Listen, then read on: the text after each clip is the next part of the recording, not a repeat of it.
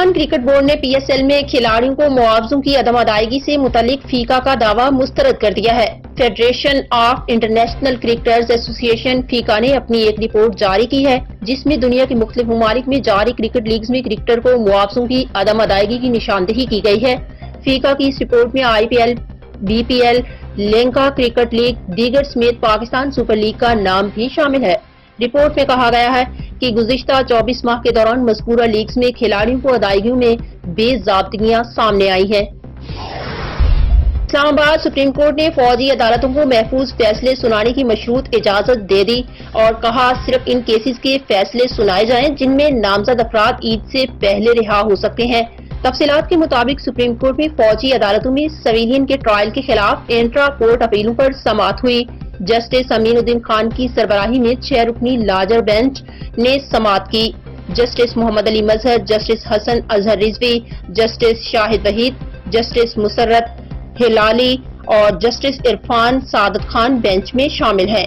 Attorney general نے فوجی عدالتوں سے 15 سے 20 ملزمان کے رہا ہونے کا امکان ظاہر کرتے ہوئے کہا کہ بریت اور کم سزا والوں کو رعایت دے کر رہا کیا جائے گا اور مجموعی طور پر 105 ملزمان فوج کی تحویل میں ہیں۔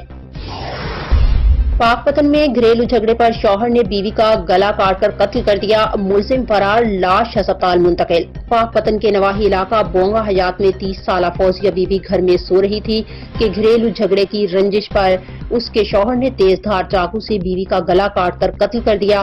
ملزم موقع سے فرار ہونے میں کامیاب ہو گیا۔ ملزم کی گرفتاری کے لیے پولیس کے چھاپے جاری ہیں۔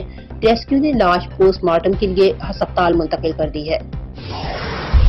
پاک پتن میں ماہ سیام کی برکتیں سمیٹنے کے پروقار افطار ڈنر سجایا گیا جس میں ضلعی انتظامیہ، پولیس کے افسران اور معززین علاقہ کو اعلیٰ کارکردگی کی بنا پر شیلڈ سے نوازا گیا۔ شیرگڑھ DPO اکاڑا کی ہدایت پر SHO تھانہ شیرگڑھ اختر خان کی جانب سے پتنگ بازی کی روک تھام کے لیے سیفٹی مہم کا آغاز۔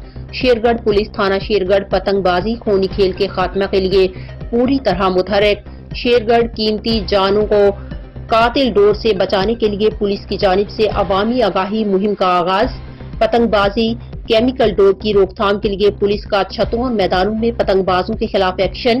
SHO تھانہ شیرگڑھ اختر خان نے اپنی ٹیم محمد اعظم وغیرہ کے ہمراہ شہر کی مختلف شاہراہوں پر موٹر بائیک سواروں کو آگاہی مہم سے آگاہ کیا۔ SHO تھانہ شیرگڑھ نے اپنی جانب سے موٹر بائیک سواروں کو خود موقع پر موٹر بائیک پر سیفٹی راڈز لگائے۔ شہری بھی ذمہ داری کا ثبوت دیتے ہوئے اپنے بچوں کو پتنگ بازی سے روک کر پولیس کا ساتھ دیں۔ SHO تھانہ شیرگڑھ۔ اس موقع پر SHO تھانہ شیرگڑھ اختر خان کا کہنا تھا کہ اگر کسی بھی فرد سے پتنگ بازی کا سامان یا کوئی پتنگ بازی کرتا پکڑا گیا تو اس کے ساتھ بلا تفریق آئینی ہاتھوں سے نمٹا جائے گا۔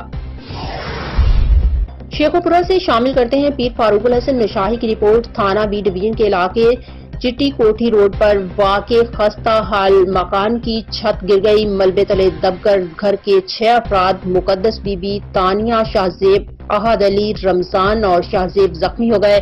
ریسکیو والوں نے اطلاع ملتے ہی ملبے تلے دب جانے والے ایک ہی خاندان کے 6 زخمی افراد کو نکال کر 2 زخمیوں کو طبی امداد فراہم کی اور 4 زخمیوں کو طبی امداد دیتے ہوئے DHQ ہسپتال شیخوپورہ منتقل کیا۔